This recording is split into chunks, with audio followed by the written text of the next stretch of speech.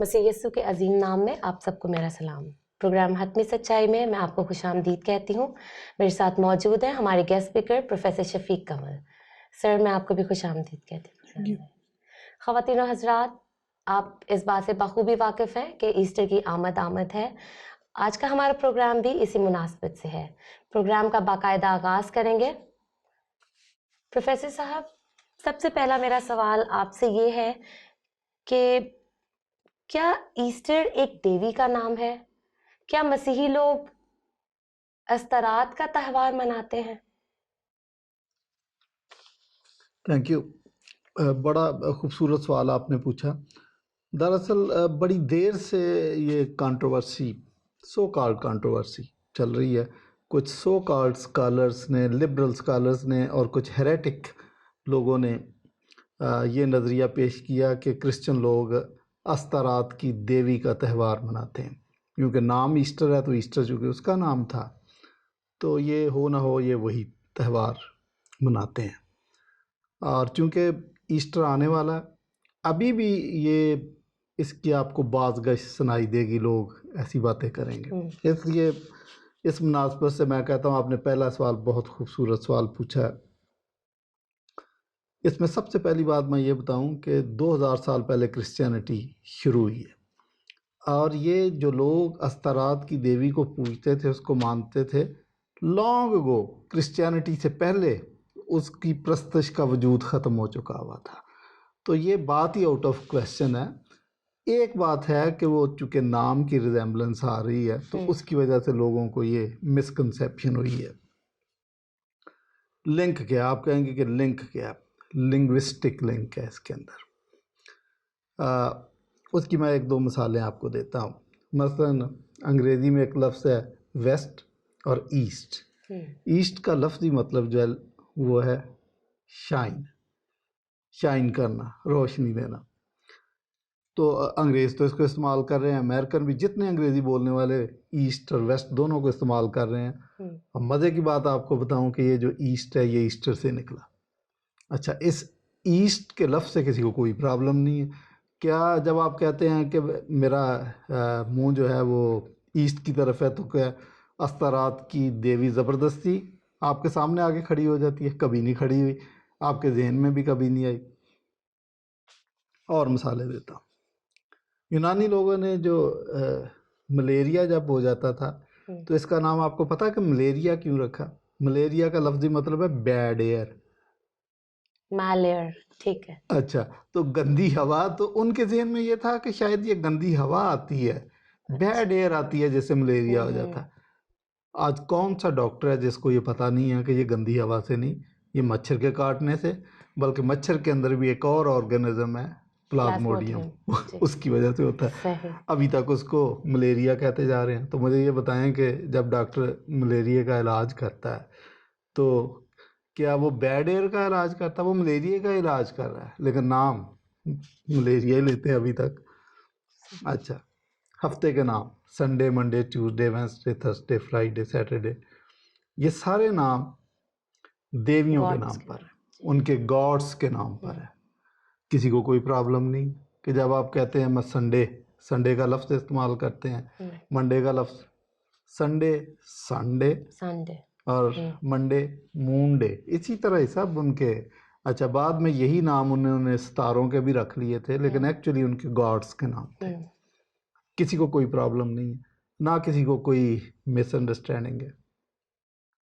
اور بھی مہینوں کے نام بھی یا تو رومن شخصیات کے نام پہ ہیں یا ان کے خداؤں کے نام، ان کے معبودوں کے نام پہ ہیں، کسی کو کوئی پرابلم نہیں۔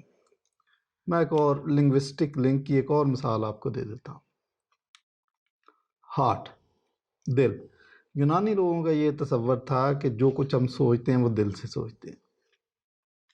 اس لیے آج بھی تقریباً تمام لینگویجز میں لوگ کہتے ہیں کہ میرے دل میں آپ کے لیے بہت محبت ہے۔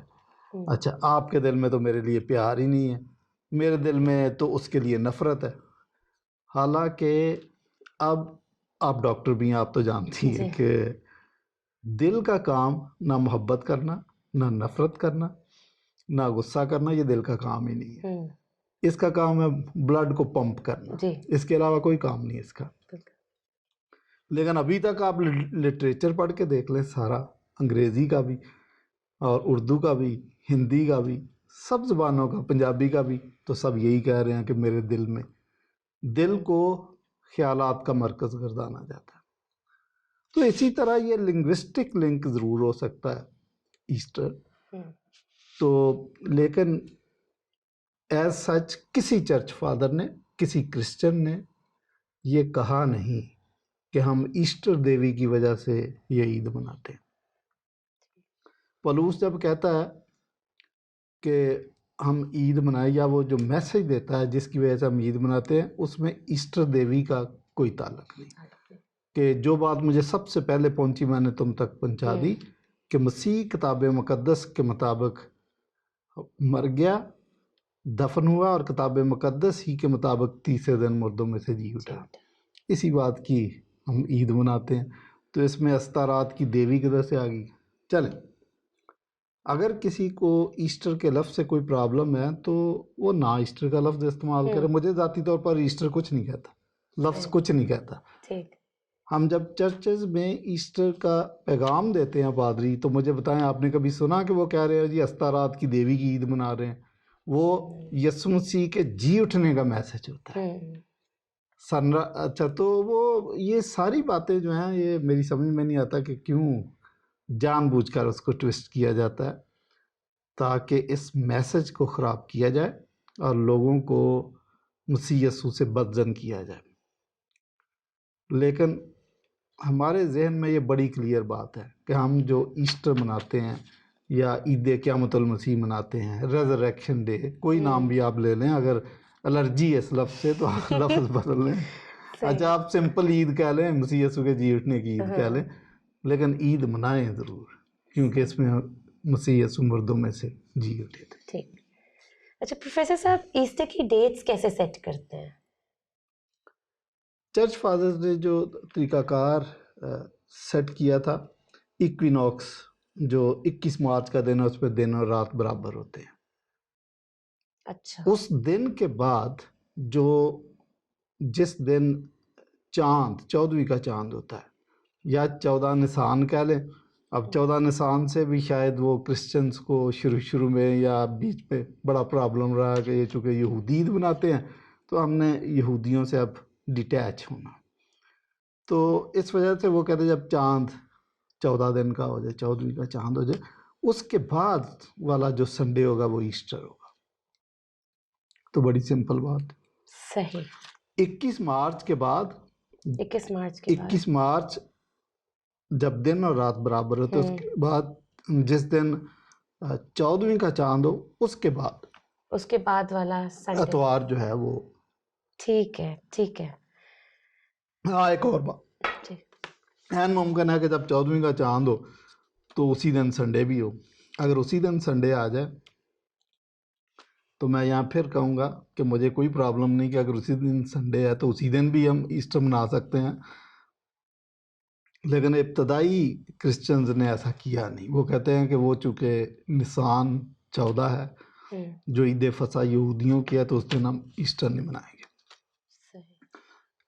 ہو سکتا ہے وہ ہسٹوریکل ایونٹ، کرونولوجیکل آرڈر کی وجہ سے بھی کہتے ہیں کہ مسیح کو 14 نسان کو تیاری کے دن مصلوب کیا گیا، اور پھر سنڈے کے دن یسوع مسیح جی اٹھے. پروفیسر صاحب، کچھ لوگ کہتے ہیں کہ ہمیں ایسٹر کی جگہ یہودیوں کی عیدیں منانی چاہیے، اس کے بارے میں آپ کیا کہیں گے؟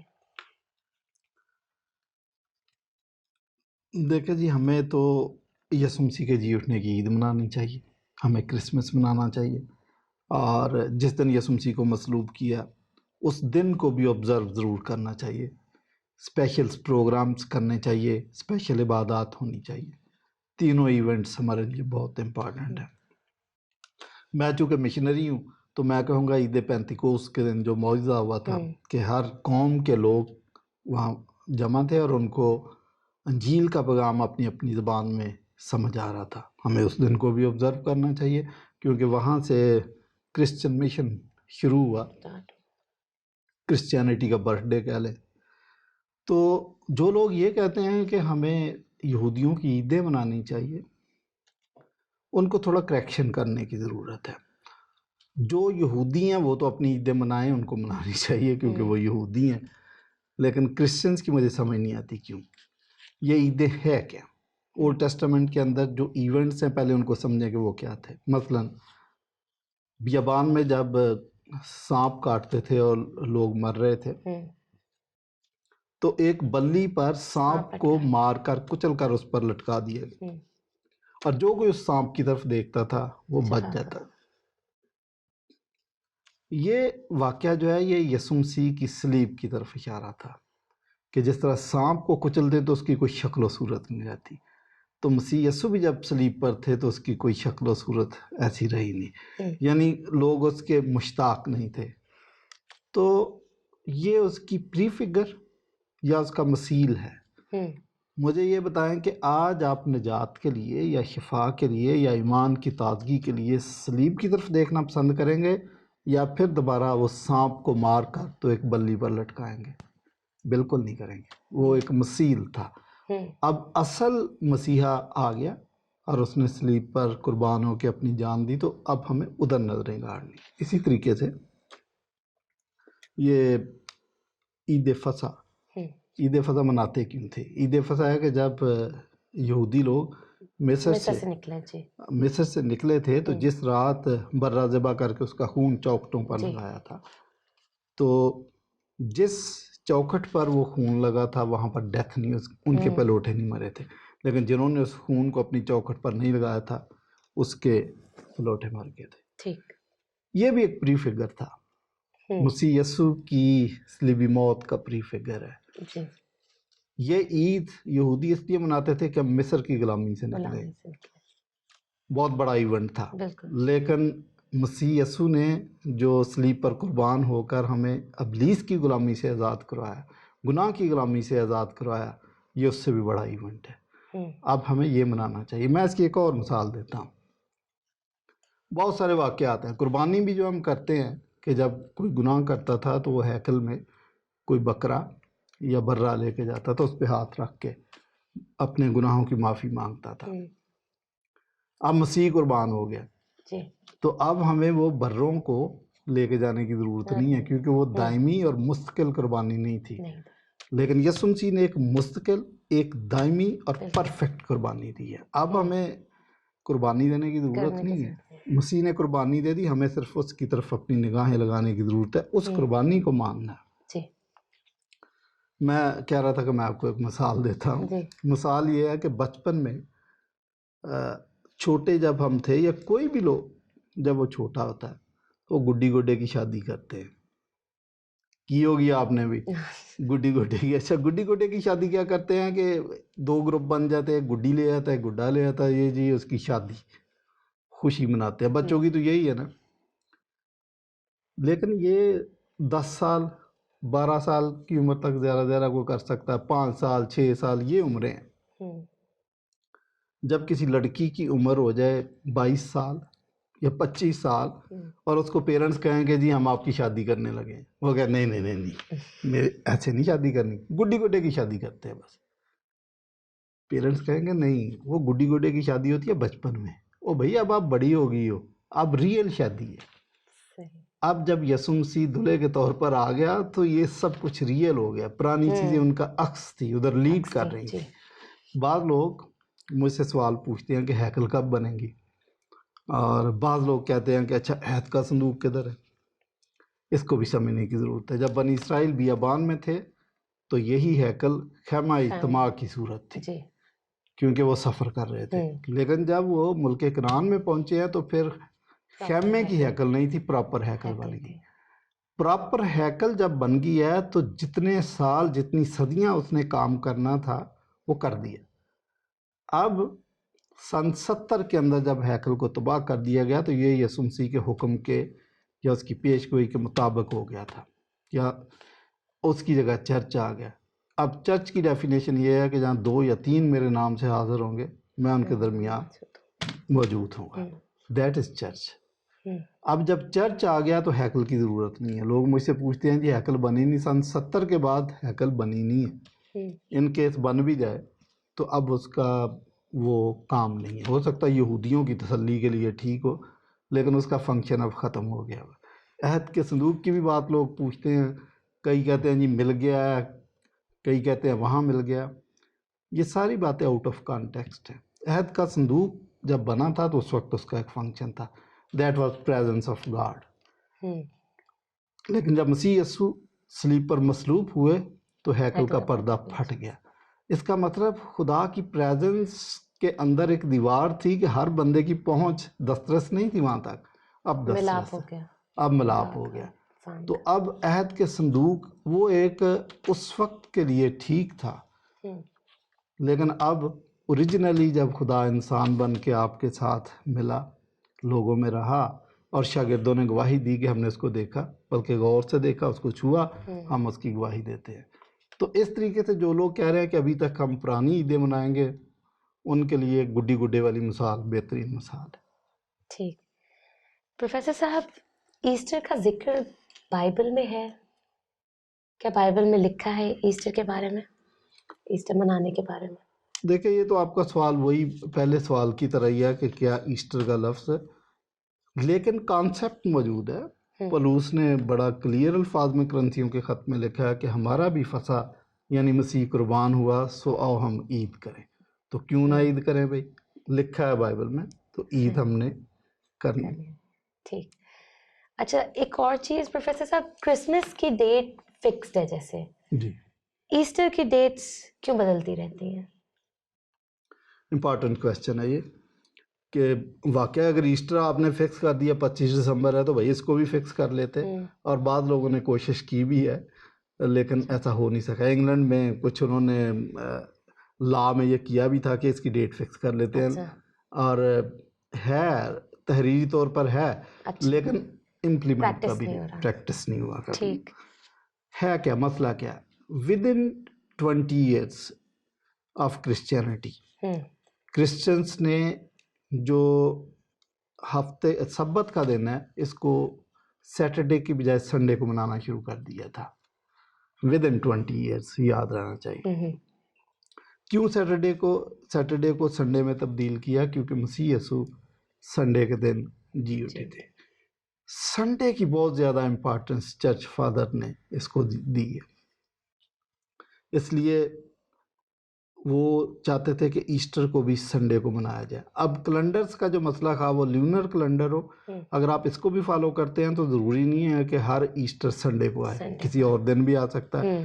اچھا، گریگورین کیلنڈر کے اندر بھی یہی ہے، اور جولین کیلنڈر کے اندر، کیلنڈر آپ کوئی بھی استعمال کریں گے تو وہ کسی بھی دن آ سکتی ہے. جی ٹھیک ہے. اچھا، 2-3 باتیں تھیں جن میں کرسچن خاص خیال کرتے تھے. ایک تو یہ ہے کہ وہ سوچتے تھے کہ سنڈے کے علاوہ نہیں آنا چاہیے، اور دوسرا یہ ہے کہ 14 نسان یا ایکویناکس سے پہلے نہیں آنا چاہیے، کیونکہ ایکویناکس سے پہلے یا اس خاص پیریڈ کے بہت بعد اگر ایسٹر مناتے ہیں تو جیوگرافیکلی یا کلائمیٹیکلی یا اس خاص موسم کے اندر جب یسوع مسیح مصلوب ہوئے تھے تو وہ اس کو بھی اگنور نہیں کرنا چاہتے تھے. اس لیے انہوں نے ایک طریقہ کار وضع کر لیا کہ ایکویناکس سے پہلے نہیں آنا چاہیے، اور اسی طرح مئی تک نہیں پہنچ جانا چاہیے، اس پیریڈ کے درمیان آنا چاہیے.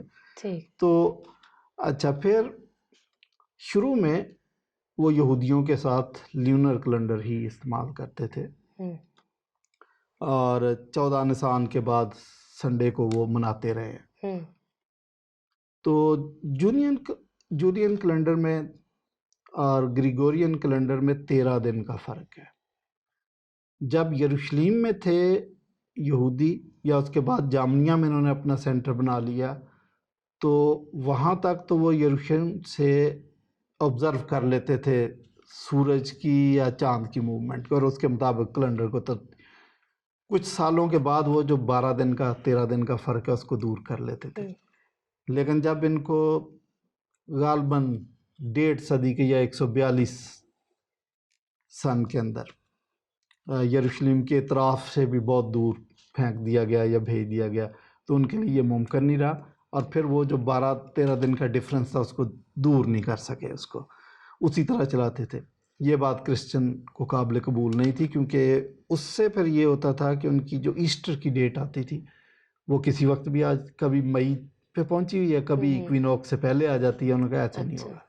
پھر انہوں نے 325 میں تو اس کو پکا سیٹ کر لیا گیا کہ ایسٹر اب ہم سنڈے کو منائیں گے. پہلے بھی منا رہے تھے لیکن اب آفیشیلی انہوں نے کر لیا سنڈے کو منائیں گے. اور جو آپ نے پہلے سوال پوچھا تھا کہ جس دن اور رات برابر ہوتے ہیں وہ 21 مارچ کا ہے، تو ہم ایسا کریں گے کہ اس کے بعد جب 14 تاریخ کہہ سکتے ہیں 14 نسان، مجھے تو کوئی پرابلم نہیں ہے، لیکن وہ ایسا نہیں کہتے تھے. وہ کہتے تھے 14ویں کا چاند جب ہو.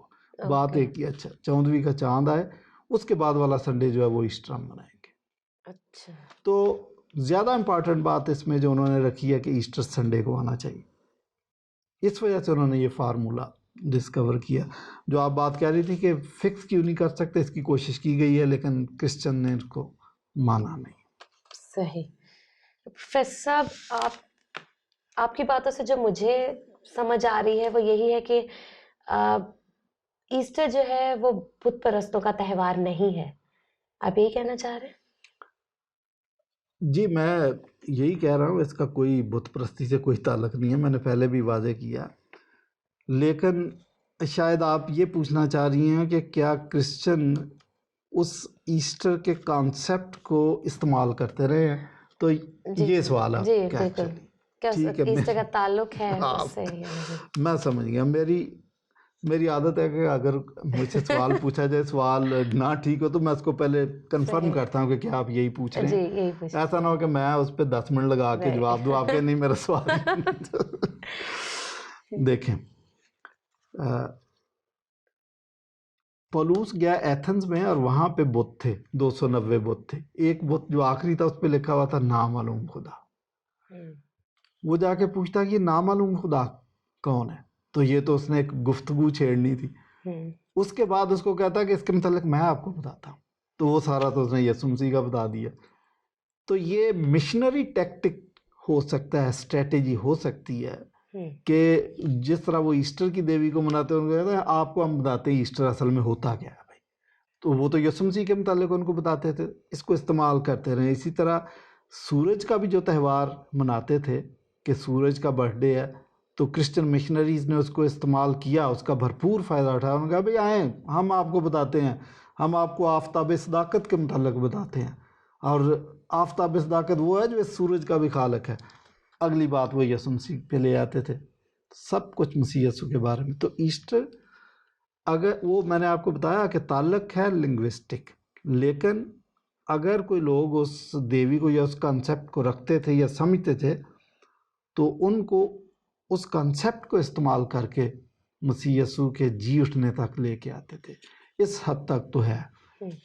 تو بات یہی ہے کہ چونکہ لوگ مشنری کام نہیں کرتے اس لیے وہ ان چیزوں کو سمجھتے نہیں. اس کا پولوس کا میں نے آپ کو مثال دی، وہ مشنری تھا، اس نے نامعلوم خدا کو بھی، اس لفظ کو، اس کنسیپٹ کو استعمال کر لیا. اب ہم کیا کہیں کہ پولوس جو ہے وہ ایتھنز کے بتوں کو مانتا تھا؟ نیور. وہ مسیح کو مانتا تھا. اوکے پروفیسر صاحب، اگر یہودیوں کی عید فصح منائے ہم لوگ تو اس میں کیا حرج ہے؟ مسیح یسوع نے بھی تو منائی تھی عید فصح. بالکل مسیح یسوع نے منائی تھی. مسیح یسوع کے متعلق یہ تھا کہ وہ ایک یہودی کے طور پر آیا تھا یہاں پہ، اور اس نے ان کی ساری رسم و رواج میں حصہ لیا.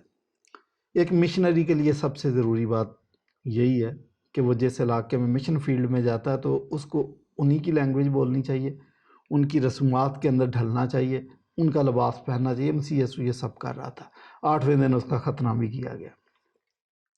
یوحنا بپتسمہ دے رہا تھا تو یوحنا نے تو اس کو بپتسمہ دینے سے انکار کر دیا تھا، لیکن یسوع مسیح نے کہا کہ اب تو ہونے ہی دے. تو مسیح یسوع نے سب کچھ یہ کیا. اور اگر اس نے عید فصح منائی ہے تو ہمارے لیے اس نے یہ نہیں کہا کہ اب تم عید فصح ہی منایا کرنا. کرسچنز کے لیے حکم نہیں دیا، بلکہ انہوں نے کہا کہ یہ میرا خون ہے اور یہ میرا بدن ہے، میری یادگاری میں ایسا ہی کیا کرنا. تو جب یسوع مسیح نے اپنا خون اور اپنا بدن سمبولیکلی پیش کیا تو وہ اپنے کفارے کی طرف اشارہ کر رہے تھے کہ میں اب فسح کا برہ میں ہوں اور میں پوری جہان، پورے دنیا، پورے جہان کے لیے فسح کا برہ ہوں، ان کے گناہوں کی معافی کے لیے میں آیا ہوں۔ اس کانسیپٹ کو سمجھنے کی ضرورت ہے۔ مسیح یسوع نے عید فسح کے دن جو رسم کی ہے وہ عشاء ربانی ہے، وہ ہمارے لیے جاری کر دی، ہمیں وہ منانی چاہیے۔ وہ صحیح فسح کا برہ ہے۔ پولوس بھی جو لفظ استعمال کرتا ہے کہ ہمارا بھی فسح یعنی مسیح قربان ہوا، تو آؤ ہم عید کریں، تو اس کے دین میں بھی یہی تھا کہ اب عید یہ ہے، فسح کا برہ یہ ہے، اس کانسیپٹ کو سمجھے اور اس کو منائیں۔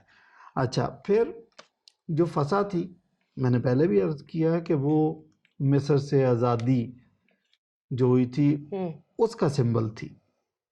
یہ بہت بڑا واقعہ تھا، لیکن اس سے بڑا واقعہ یہ ہے کہ آپ پوری دنیا اور تاریخ کے اندر جتنے انسان آئے ہیں ان سب کی آزادی کے لیے، آپ گناہوں کی معافی کے لیے آپ کفارہ دے رہے ہیں، تو یہ تو اس سے بڑا کفارہ ہے، یہ اس سے بڑی عید ہے۔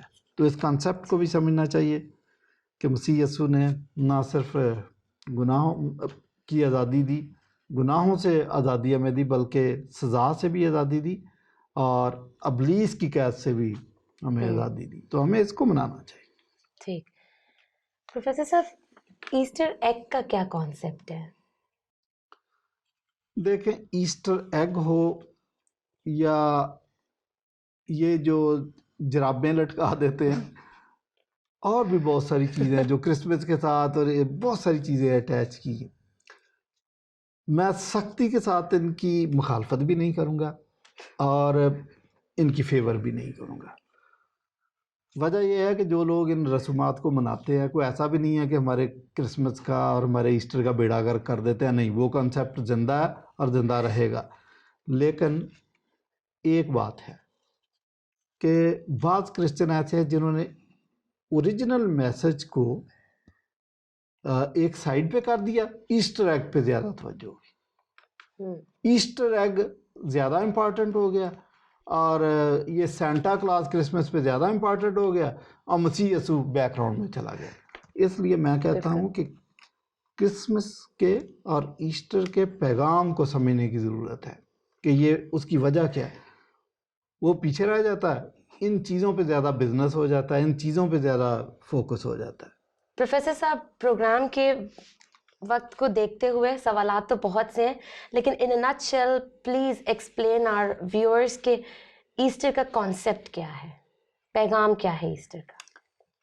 ایسٹر کا پیغام تو آپ نے خود پہلے بتایا کہ یسوع مسیح کتاب مقدس کے مطابق ہمارے گناہوں کی خاطر مر گیا، دفن ہوا اور تیسرے دن مردوں میں سے جی اٹھا۔ لیکن آپ نے کہا نٹ شیل میں بتا دیں، بہت ساری باتیں ہیں جو بتائی جا سکتی ہیں، لیکن میں ناظرین کو یہ بتانا چاہوں گا کہ ایسٹر کا پیغام یہ ہے کہ اگر آپ جھوٹ کو دفن کریں تو وہ گل سڑ جاتا ہے، لیکن اگر آپ سچائی کو دفن کریں تو وہ کبھی مرتی نہیں ہے۔ Thank you so much professor صاحب۔ خواتین و حضرات، آج کی حتمی سچائی یہی ہے کہ مسیح یسوع ہمارے گناہوں کے لیے موا، دفن ہوا اور تیسرے دن مردوں میں سے جی اٹھا۔ اسی کے ساتھ ساتھ آج جو بات ایک اور مجھے بہت خوبصورت لگی پروفیسر صاحب، وہ یہ تھی کہ اگر جھوٹ کو دفن کیا جائے تو وہ گل سڑ جاتا ہے، اور اگر سچائی کو دفن کیا جائے تو وہ کبھی مرتی نہیں۔ اسی کے ساتھ ساتھ اپنی آراء سے، اپنے سوالات سے ہمیں آگاہ کرتے رہیے گا۔ ہمارا کانٹیکٹ نمبر آپ کو سامنے اسکرین پر نظر آ رہا ہوگا۔ سچ بولیے، سچ کو کھوجیے، سچ کو سننے کی ہمت اپنے اندر پیدا کیجیے۔ اسی کے ساتھ ساتھ جیسیکا سلویسٹر، پروفیسر شفیق کمل کو اجازت دیجیے گا۔ خدا حافظ۔ خدا حافظ۔